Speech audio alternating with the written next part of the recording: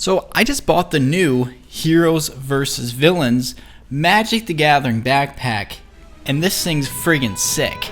So let's talk about it.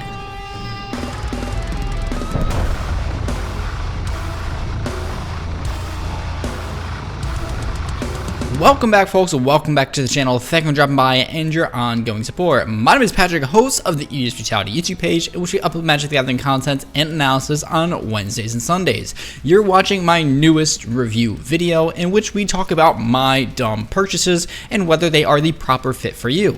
Before we jump right into that, a quick and special thanks to patrons like you for making videos like this possible. And of course, if you want to get the most out of all things metal and magic, we've been building up several tiers on our Patreon page, which can be found down in the description below. Lastly, a quick disclaimer for you all is that this is not a sponsored video. Yes, that's right, I spent my own money on this product, and I figured why not record it for you all. So that being said, let's just get into it. Okay, before we get right into this backpack review, I'm going to be handing the recording off to my wonderful fiance. She will be my camera girl for today's video, so excuse the audio quality.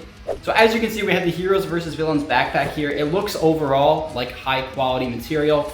I really love the intricate details on the back, in which I'm going to try to show some B-roll footage for you all for those close-ups. But we have the company logo here, as well as the Planeswalker emblem with a larger one on the front here, all of which are in metal.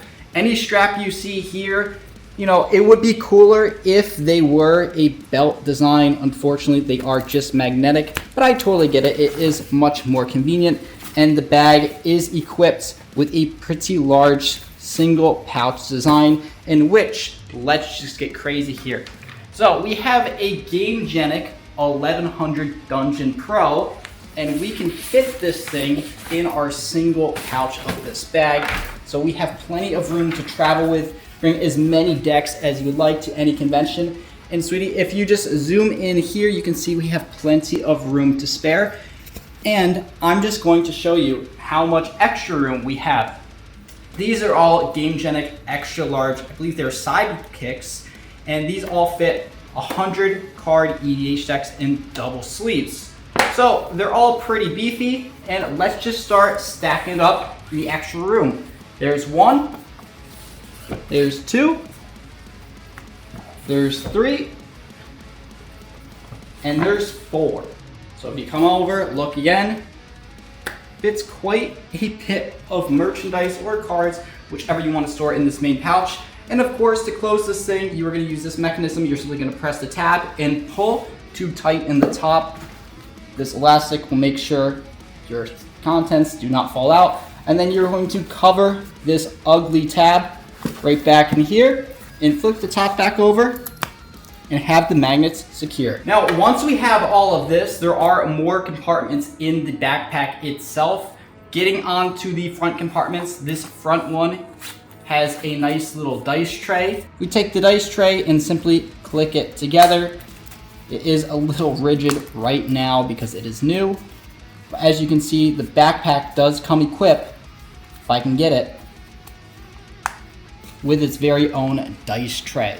Now, I'm not going to really be using this, but it is nice to have, and I do know plenty of people that will make great use out of this. I would say the only downside with this backpack as a whole, and I can demonstrate with the dice tray, because I don't want to mark up my bag, is if we feel the material, it feels almost as if there's a wax finish on it, or at least it's soaked in some sort of material.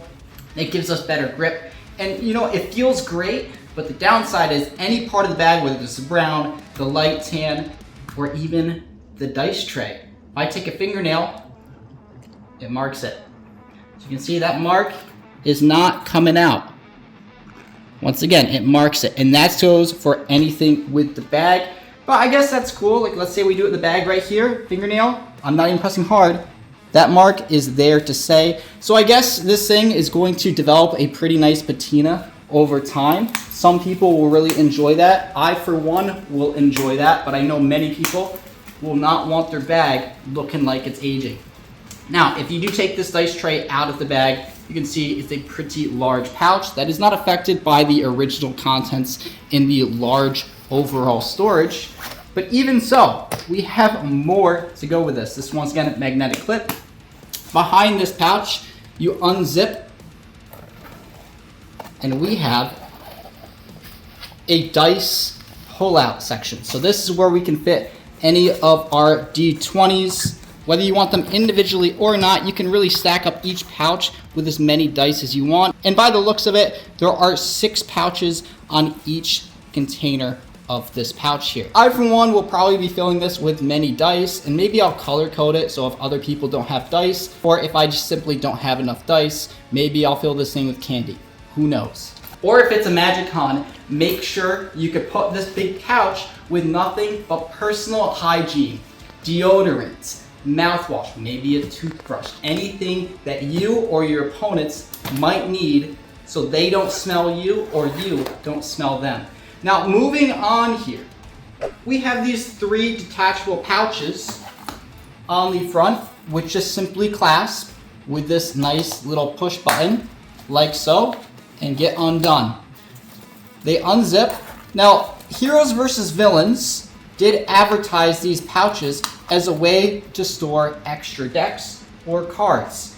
If I'm putting hundreds of dollars of cards in this pouch, does it work? Sure. But why would I want to smash up all my cards in here?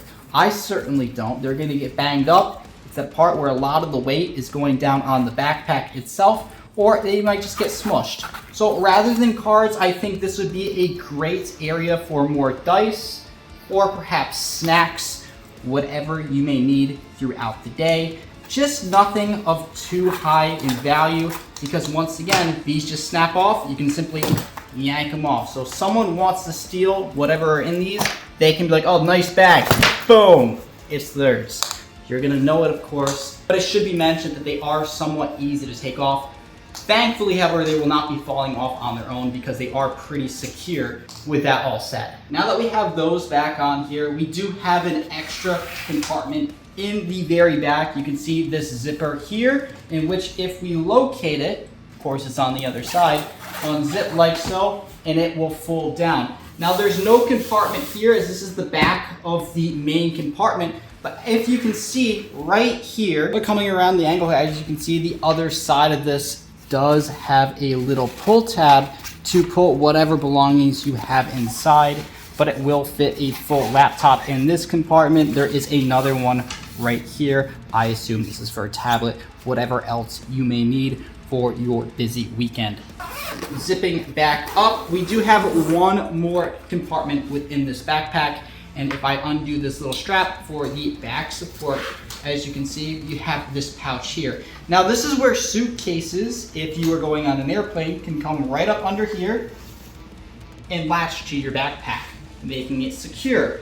However, what if I told you that there's a pouch within this bag? Now this is using Velcro, and this serves as a pocket in itself. Let's just say I have my wallet here, I want to keep it on me, I don't want to put it in my pocket, I do not want to lose it. Well, I simply put it in this bag right here, Velcro it up, and then when I'm wearing my backpack, it is the most secure it can ever be, because of course, it is stuck to my back. Moving to the side compartment of the bag, it does have a nice little Magic the Gathering stamp here, and then you have a pretty large spot for a water bottle. So right here to test the water bottle pouch, we do have a 24 fluid ounce hydro flask. I must say this is much larger than what most people will be carrying, but if you're at conventions or a show, wherever you're traveling, you are going to need the water. So we've got a pretty large water container here. You undo the metal pouch and simply drop her in. As you can see, it is covering 80% of the bottle. It is not going to be falling out.